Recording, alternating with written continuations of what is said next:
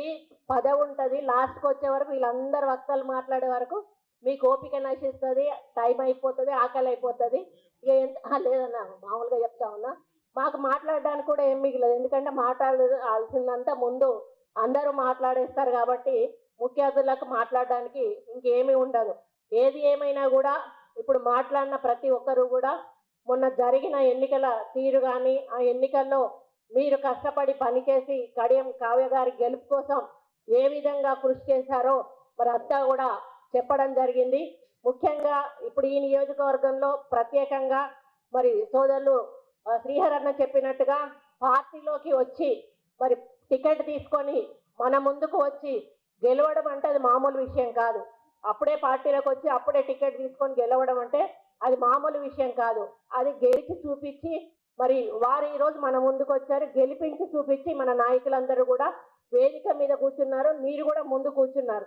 ఎందుకనంటే ఎవరు క్యాండిడేట్ అయినా కూడా ఏ పార్టీ నుంచి అయినా కూడా పార్టీ కంటే ఎక్కువగా ముందు క్యాండిడేట్ వ్యక్తిత్వం అనేది తప్పకుండా ప్రభావం చూపిస్తుంది.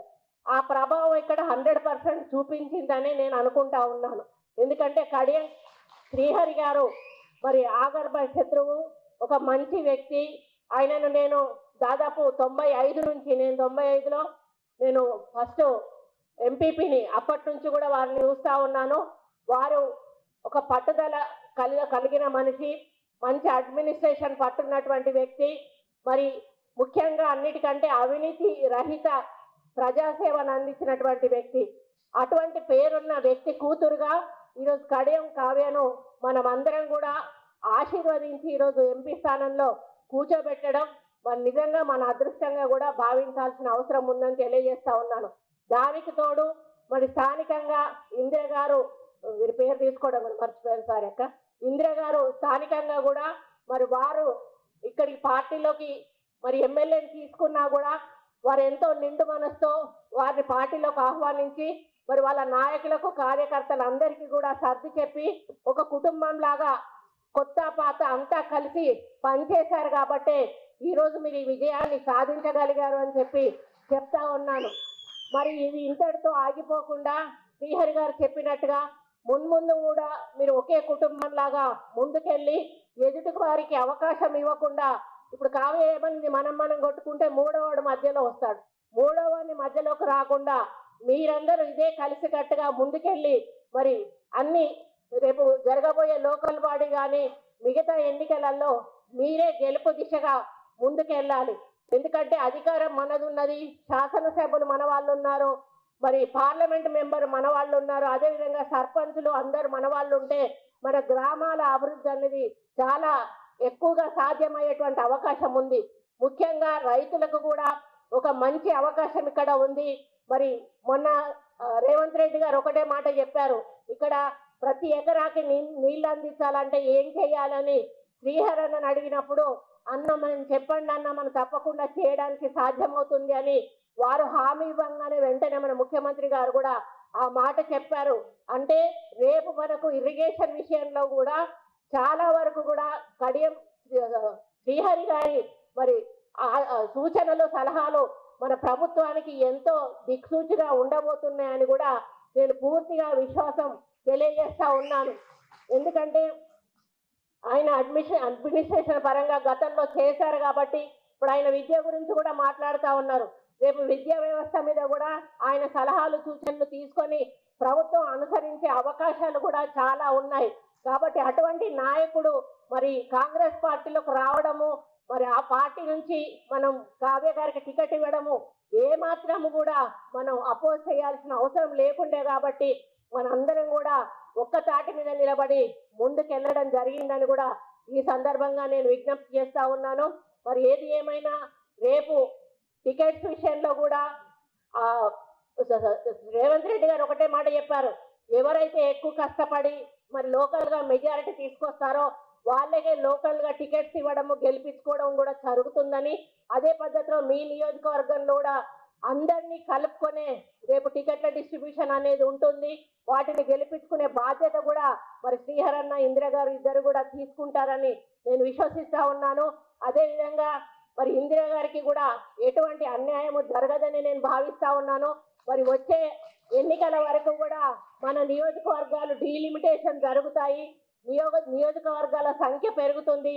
కాబట్టి ఎటువంటి ఇబ్బంది లేకుండా రేపు ఇందిర గారికి కూడా నియోజకవర్గ మరి టికెట్ కానీ ఎమ్మెల్యేగా గెలిచే ఛాన్సెస్ కానీ వారికి ఉన్నాయని మరి తెలియజేస్తూ, మరి ఇప్పటి వరకు కూడా ఎన్నికలలో మనం అందరం కూడా తలమునకలయ్యాము. ఇక నుంచి మీ బాధ్యత ఒక్కటే, 6 గ్యారంటీల్లో కొన్ని మనం అమలు చేశాము, ఇంకా కొన్నిటికి మనం వాటికి రూల్స్ అండ్ రెగ్యులేషన్స్ ఫ్రేమ్ చేస్తా ఉన్నాము. అవి ప్రజల్లోకి తీసుకెళ్లాల్సి వచ్చినప్పుడు మీరందరూ కూడా చేయాల్సింది ఒక్కటే, అర్హత ఉన్న వాళ్ళకి ప్రభుత్వ సంక్షేమ పథకాలు అందే విధంగా మీరు కృషి చేయాలి. పోయిన ప్రభుత్వం ఏదైతే ఉందో అర్హత లేని వాళ్లకు కూడా లక్షల రూపాయలు రైతు బంధు కింద ఏ విధంగా ఇచ్చి అపహాస్యం చేశారో, మరి నిరుపేదల నోళ్లలో మట్టి కొట్టారో అలా జరగకుండా మరి మనం ఎవరికైతే ఇల్లు లేదో వాళ్ళకి ఇల్లు ఇవ్వాలి. పార్టీలతో మనకు సంబంధం లేదు. మనం ఖచ్చితంగా అర్హులైన పేదవాడికి సంక్షేమ పథకం అందే విధంగా ఈ 2500 రూపాయలు మహిళకి ఇచ్చేది, అది కూడా మరి త్వరలోనే ముఖ్యమంత్రి గారు ఒక నిర్ణయం తీసుకుంటారని నేను ఆశిస్తా ఉన్నాను. ఈ విధంగా మన ప్రభుత్వం ప్రవేశపెట్టే ప్రతి పథకం కూడా నిరుపేద ఇంటికి చేరే విధంగా మరి మీరందరూ కూడా కలిసికట్టుగా పనిచేయాల్సిన అవసరం ఉంది. దానికి ఇందిరమ్మ కమిటీలను కూడా వేయడం జరుగుతుంది. ఆ కమిటీల ఆధ్వర్యంలో మరి నిష్పక్షపాతంగా, ముఖ్యంగా అవినీతి రహితంగా ఎవ్వరు కూడా ఒక్క రూపాయి తీసుకోకుండా పని చేస్తేనే మళ్ళీ నెక్స్ట్ ఎలక్షన్లలో మన ప్రభుత్వానికి మళ్ళీ గెలిచే అవకాశాలు ఉంటాయి. పోయిన ప్రభుత్వాన్ని మనం చూసాము, వాళ్ళు చేసిన అవినీతి అక్రమాలే ఈరోజు వాళ్ళ ఓటమికి కారణమయ్యాయి.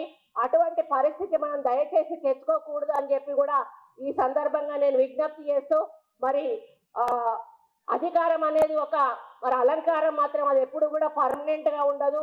మరి అధికారం ఉంది కదా అని మనం అహంకారం చూపిస్తే ఎప్పుడైతే టీఆర్ఎస్ వాళ్ళను బొందబెట్టారో ప్రజలు, మనకి కూడా అటువంటి పరిస్థితి ఎదురవుతుంది.